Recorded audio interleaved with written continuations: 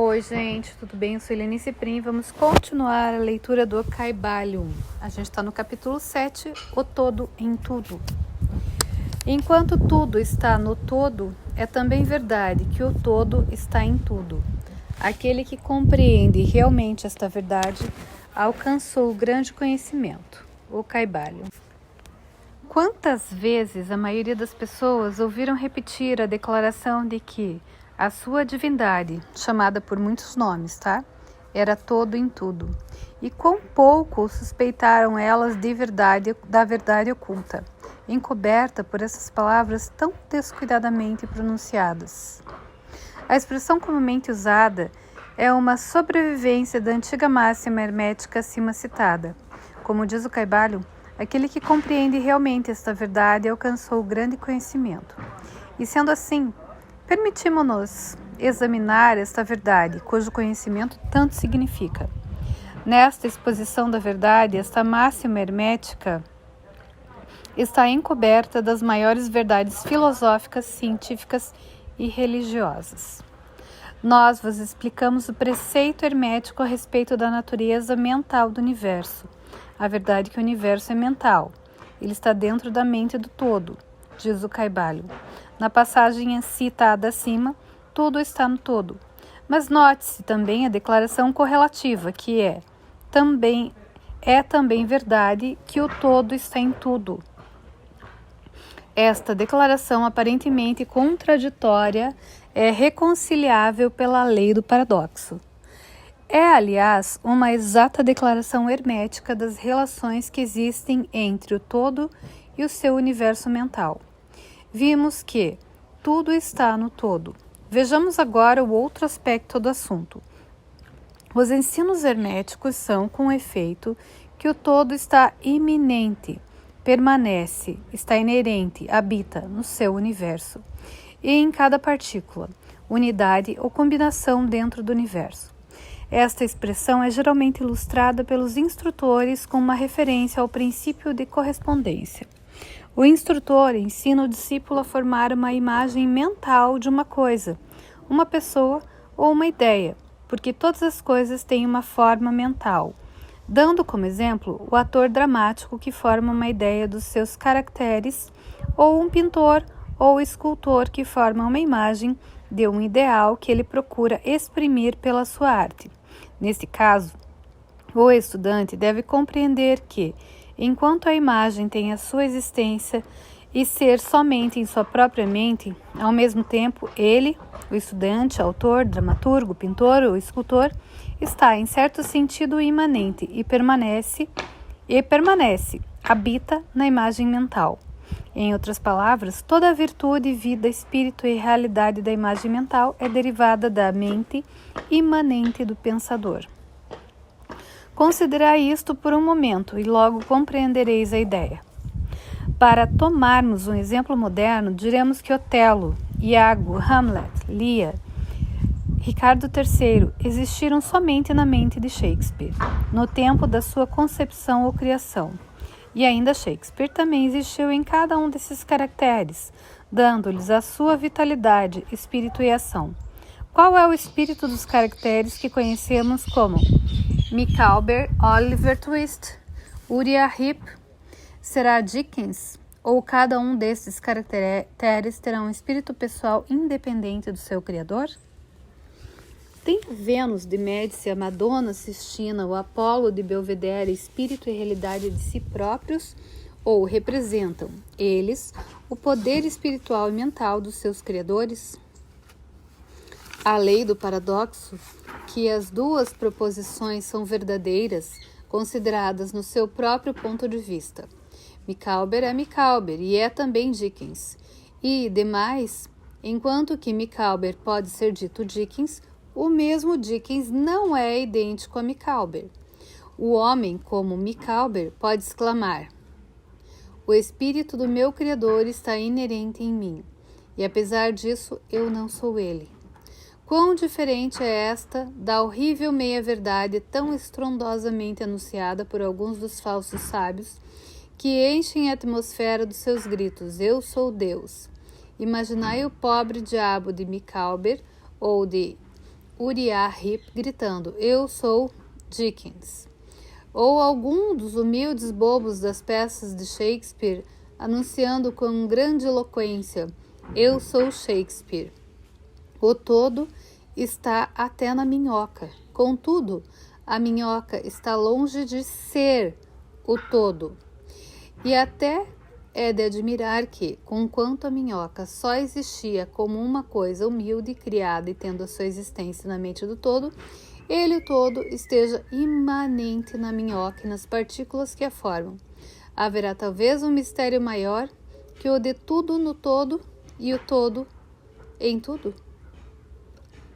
O estudante perceberá, no correr da obra, que os exemplos dados acima são necessariamente imperfeitos e inadequados, porque representam a criação de imagens mentais na mente finita, ao passo que o universo é criação da mente infinita, e a diferença entre os dois polos as separa.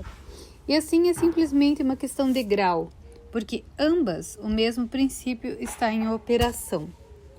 O princípio de correspondência manifesta-se nelas. O que está em cima é como o que está embaixo, e o que está embaixo é como o que está em cima.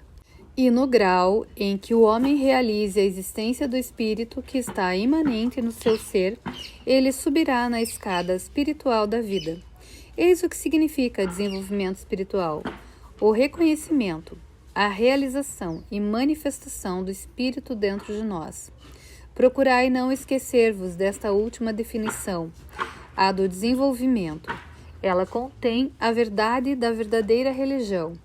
Existem muitos planos de existência, muitos subplanos de vida, muitos graus de existência no universo, e tudo depende do avançamento dos entes na escada, cuja ponta mais inferior é a mais grosseira matéria, e a mais superior sendo separada somente pela mais pequena divisão do espírito do todo.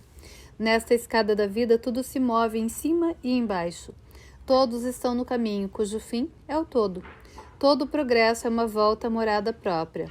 Tudo está em cima e embaixo, apesar de todas as aparências contraditórias. Tal é a mensagem do iluminado.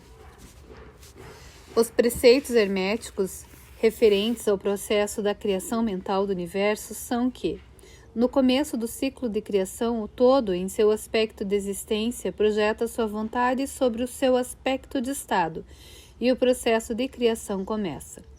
Dizem que o processo consiste no abaixamento da vibração até que é alcançado um grau bem inferior de energia vibratória, no qual ponto é manifestada a forma mais grosseira possível da matéria. Esse processo é chamado o estado de involução, em que o todo está involuído ou envolvido dentro da sua criação. Este processo é considerado pelos hermetistas como tendo correspondência com o processo mental de um artista, escritor ou inventor, que também fica envolvido com sua criação mental, como quase esquecendo a sua própria existência e que, por algum tempo, quase vive na sua criação. Se, em vez de envolvido, usarmos a palavra êxtase, talvez possamos dar uma pequena ideia do que queremos dizer. Este estado involutivo da criação é muitas vezes chamado a efusão da energia divina, como o estado evolutivo é chamado infusão. O polo extremo do processo de criação é considerado como sendo mais afastado, movido pelo todo, enquanto que o princípio do estado evolutivo é considerado como o princípio da volta do pêndulo do ritmo, sendo expressa em todos os ensinos herméticos uma ideia de volta à casa.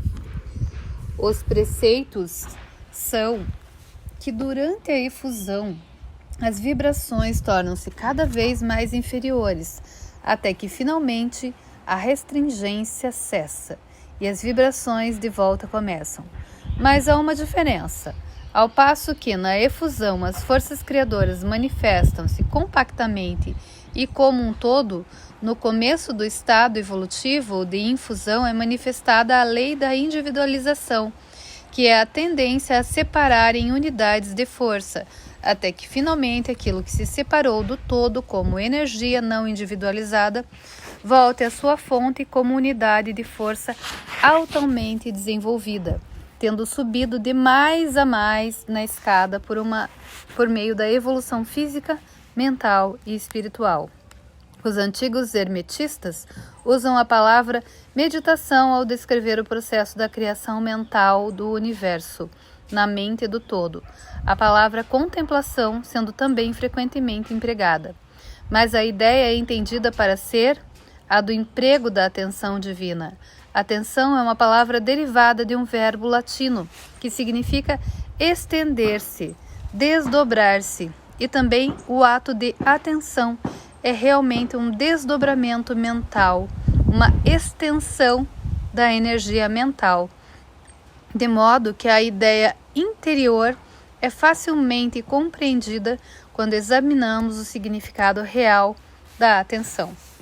Os ensinos herméticos a respeito do processo de evolução são que o todo, tendo meditado no princípio da criação, tendo estabelecido então os fundamentos materiais do universo, tendo pensado na sua existência, gradualmente desperta da sua meditação e assim começa a manifestar o processo de evolução nos planos material, mental e espiritual, sucessivamente e em ordem.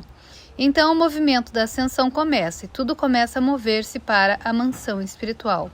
A matéria torna-se menos grosseira, as unidades nascem à existência, as combinações começam a formar-se.